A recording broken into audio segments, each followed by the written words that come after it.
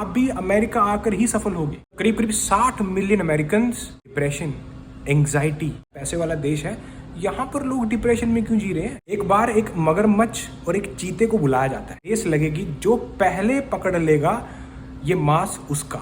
गलत रेस में दौड़े तो पीछे ही रहोगे। दो तरह से लोग आते हैं, एक वीजा लेकर आते हैं, एक बॉर्डर क्रॉस करके आते हैं। दोनों को ही एफर्ट मारना पड़ता है।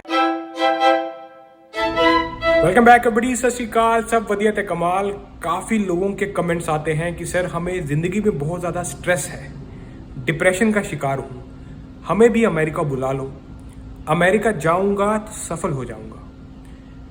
तो क्या ये सच है कि अमेरिका ही जाकर आप सफल होगे और कहीं जगह पे सफल नहीं हो सकते? As per mental health America, around 23% USA में जो एडल्ट्स हैं वो मेंटल इलनेस के शिकार हैं। मतलब करीब करीब 60 मिलियन अमेरिकन डिप्रेशन, एंजाइटी, इसमें जिंदगी जी रहे हैं। ये as per the state of mental health in America का डाटा है कि हर 5 में से एक बच्चा डिप्रेशन का शिकार है। वर्ल्ड हेल्थ ऑर्गेनाइजेशन का कहना है कि all over the world 280 million people depression में जिंदगी जी रहे हैं। लाइफ बनी है जीने के लिए, एक्सपीरियंस करने के लिए, डिप्रेशन या एंजाइटी में जाने के लिए नहीं। काफी लोग सोचते हैं कि यार अमेरिका ही आऊंगा तो सफल हो जाऊंगा, मेरा डिप्रेशन खत्म हो जाएगा, स्ट्रेस खत्म हो जाएगा। तो आपको मैंने डाटा बता दिया कि यहाँ पर भी लोग, अब इतना स्प्रिट देश है, पैसे वाला देश है, यहाँ पर लोग डिप्रेशन में क्यों जी रहे हैं? या तो खुश होना चाहिए ना, अरे पैसा ही पैसा है। तो जितने भी लोग मेरे को कमेंट करते हैं, मैसेज करते हैं कि सर हमारी लाइफ बड़ी स्ट्रेसफुल है, हम डिप्रेशन का शिकार हैं, तो भाई दुनिया में आप अकेले नहीं हो। और ये स्ट्रेस और डिप्रेशन कोई और दूर नहीं कर सकता आपकी इंटरनल स्ट्रेंथ। एक बार एक मगरमच्छ और एक चीते को बुलाया जाता है और जमीन में कुछ कोस दूर मांस रखा जाता है और दोनों को बोला जाता है कि भाई रेस लगेगी, जो पहले पकड़ लेगा ये मांस उसका। तो दोनों ने कहा हाँ ठीक है, लगाते हैं रेस। अब रेस लगी, चीता जीत गया, मगरमच्छ को भूखा सोना पड़ा। अब अगले दिन फिर बुलाया जाता है, अब वही मांस का पीस पानी में रख देते हैं। अब मगरमच्छ मार गया बाजी और चीता बेचारा भूखा। अब इससे आपको क्या सीखने को मिला? हर बंदे में एक यूनिक क्वालिटी होती है। आपकी अंदर की पावर्स जो हैं उसको पहचानना जरूरी है कि आप किस फील्ड के लिए बने हो। सलमान खान सचिन तेंदुलकर नहीं बन सकते, सचिन तेंदुलकर सलमान खान नहीं बन सकते। वैसे ही जरूरी नहीं है कि आप भी अमेरिका आकर ही सफल होगे। आपको पहचानना है कि आप किस रेस के घोड़े हो, आप मगरमच्छ हो या चीता हो। क्योंकि अगर गलत रेस में दौड़े तो पीछे ही रहोगे।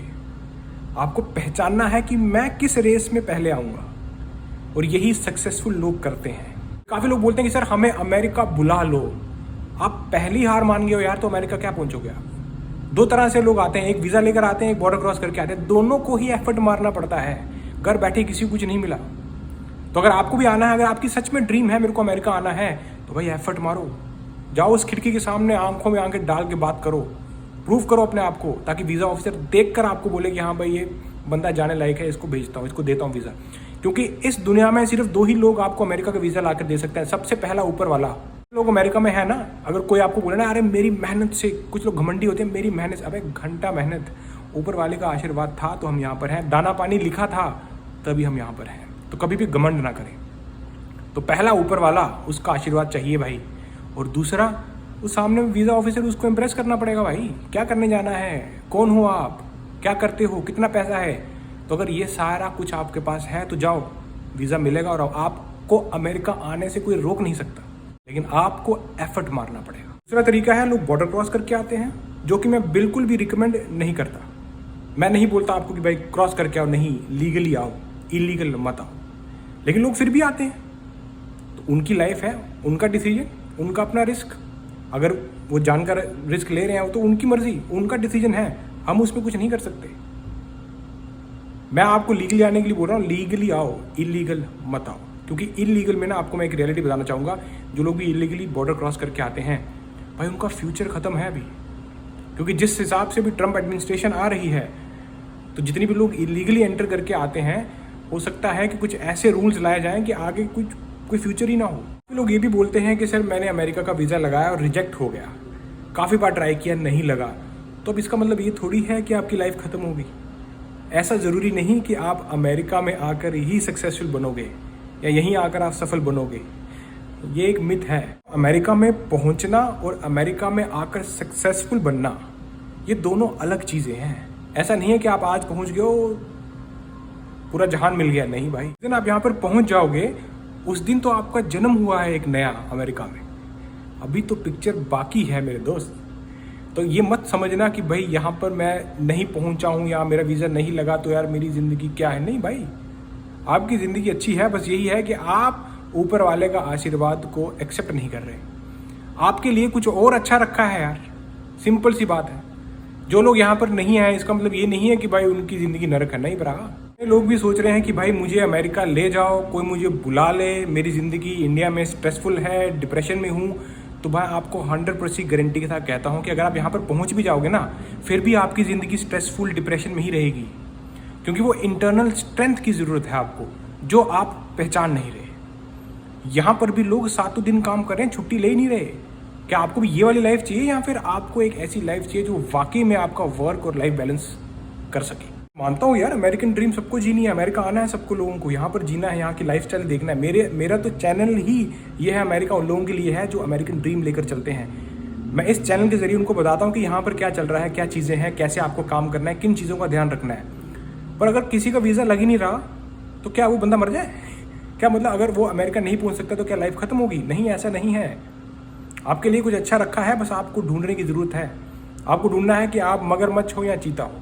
तो लाइफ जो है डिप्रेशन या एंग्जाइटी में जाने के लिए नहीं बनी, लाइफ जीने के लिए बनी है। तो अगर आपका भी कोई ड्रीम है, उस ड्रीम को फॉलो करो।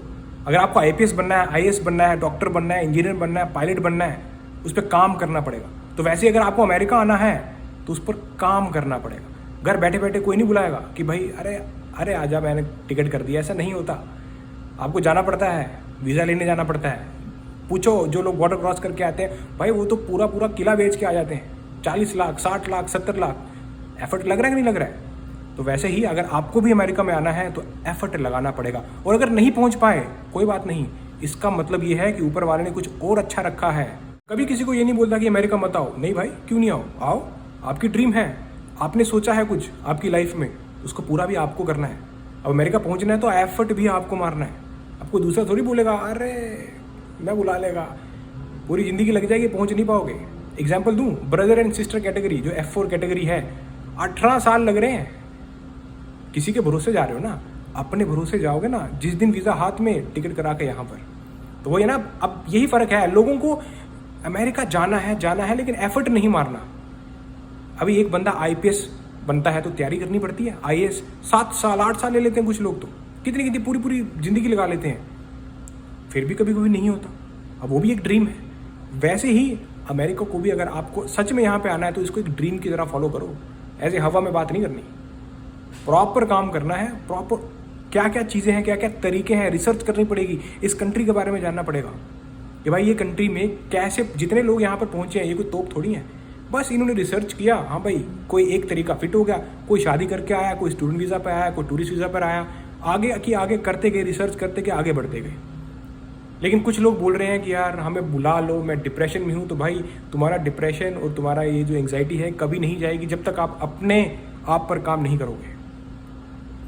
अब मिलता हूँ आपको ऐसी किसी इंटरेस्टिंग वीडियो में नेक्स्ट टाइम। until then चक्को फटे। और आपको पता है चक्को फटे का मतलब क्या होता है? कि मैं कोई ऐसे थोड़ी वर्ड, ये कोई वर्ड ऐसे नहीं है, इसमें बहुत बड़ा दम है। इसका मतलब होता है जो काम स्टार्ट किया उसको ख़त्म करो। चक्को फटे, गिव अप मत करो।